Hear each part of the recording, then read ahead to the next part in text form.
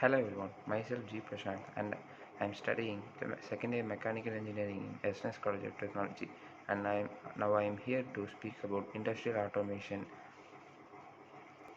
If you go to a factory, you will likely encounter a set of machines. You will see many equipment such as sensors, operating display, a various cabinet containing hardware. All this together makes a factory work as architecture. How complex systems are organized? What are the various elements of the system? How do they relate to each other? How do they interact with each other? Definition of industrial automation. From etymology, industry is a systematic activity that includes manufacture, services, or trade. Industrial automation is defined as a set of technologies that results in operations of industrial machines and systems without significant human intervention and achieve performance superior to manual operation. Industrial communication system. Here is a brief description of the various levels of the industrial automation. Level 0 is a sensor and actuator that directly interact with the process of the machine. Level 1 is an automatic control and level 2 is a supervising control. Level 3 production control, which is responsible for maintenance, production, quality, inventory, etc. Level 4 enterprises is mainly concerned with management functions, sales, marketing, etc. The question that arises is why these functionalities are necessary for the overall control of a factory. However, not all these layers are perfectly automated. From level 2 upwards, it is not true that you have computer-based automation for performing on that level.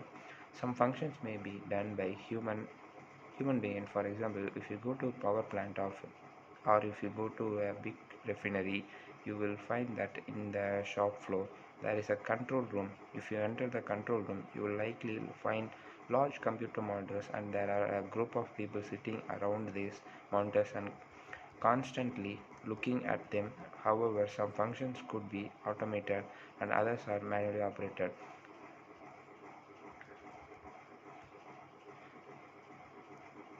If you take the power system boiler for example, so at 3 o'clock p.m. it may be operating at 10% load, and at 7 o'clock a.m. it may be operating at 25% load. At 9:30 a.m. also the huge amount of load comes into the system because all offices are open at that time.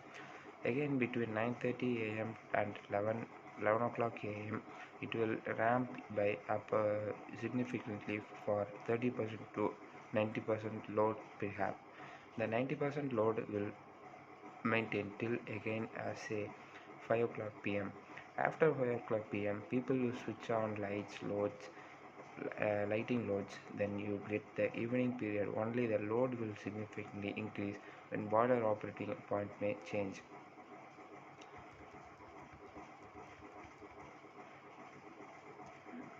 One automatic control may take control action over several sensors into account. In that sense, spatial scale increases, and one supervisory control will typically look after a number of automatically controlled loop and typically look after one piece of equipment.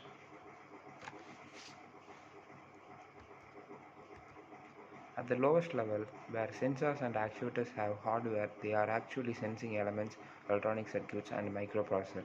They are generally very hardware oriented. Also, you have software elements because software is much close to hardware in the sense that they interact much close to hardware.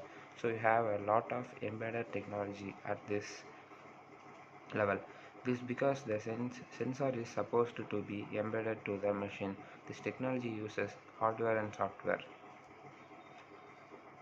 The software is still online because a piece of software will be online if it interacts with the external world.